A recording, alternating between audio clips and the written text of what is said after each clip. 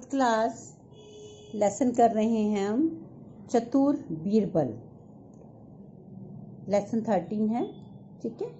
अकबर एक महान मुगल सम्राट थे। मुगल होता है मुसलमान। ठीक है।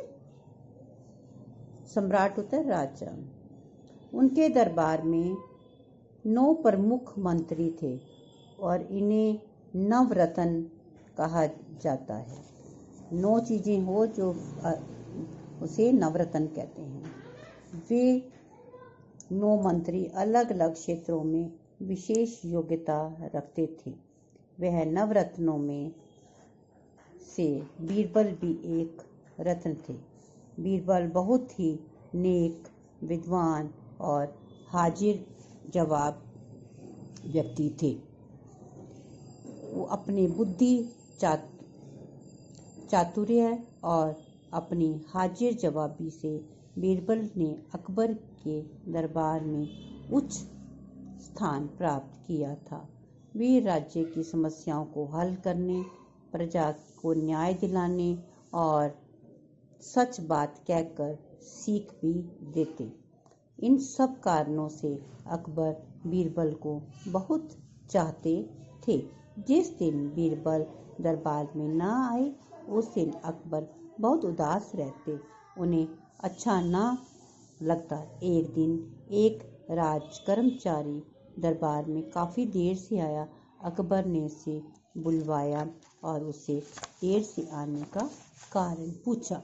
कर्मचारी ने कहा, हजूर, आज उनके नन्हे बेटे ने जिद के कारण मुझे देर हो गई। माफी चाहता हूँ। नन्हे बेटे की जिद? कैसी जिद? कौन सी जिद? अकबर गुस्सा हो गए। हजूर, यह हाथी पाने की जिद कर रहा था। मैं दरबार में आने के लिए रवाना हो रहा था। वह मेरे कंधे पर आकर बैठ गया, लगा जोर जोर से चिल्लाने, मुझे हाथी चाहिए, मुझे हाथी चाहिए। बताइए हजूर, मैं हाथी कहाँ से लाकर देता उसे? तो उसने क्या किया? अकबर ने पूछा। करता क्या हजूर, मैं खुद हाथी बन गया और उसकी पीठ पर बिठाकर घुमाता रहा। फिर क्या हुआ? अकबर ने पूछा। फिर क्या हुआ हजूर? फिर वह बोला, मुझे घोड़ा चाहिए। फिर तुम घोड़ा बन गए और उसको अपनी पीठ पर बिठाकर घुमाते रहे। वह तुम्हें कीड़े कोड़े से मारता रहा, यही ना? अकबर उसकी बात काट कर बोले, हाँ हजूर, बिल्कुल सही। पर आपको ये कैसे पता चला? कर्मचारी ने पूछा। मुझे मालूम था तुम यही कहोगे हजूर, यह कहानी नहीं, हकीकत है। ठीक है। अकबर को गुस्सा आ गया। जाओ, आज मैं तुम्हारी नौकरी खत्म। अब घर बैठकर आराम से बेटे की जिदें पूरी करते रहो। बेचारा कर्मचारी बहुत गिड़गिड़ाया, बहुत मन्नतें करी, पर अकबर टस से मस नहीं हुए।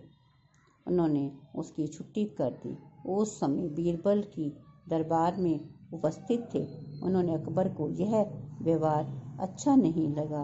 उन्होंने अकबर से कहा, जहाँपनाह, बेचारे पर रहम कीजिए। बाल हट बहुत बुरा होता है। बड़ों को बच्चों की जिद के आगे झुकना पड़ता है। आज इस कर्मचारी को नौकरी से मत निकालिए।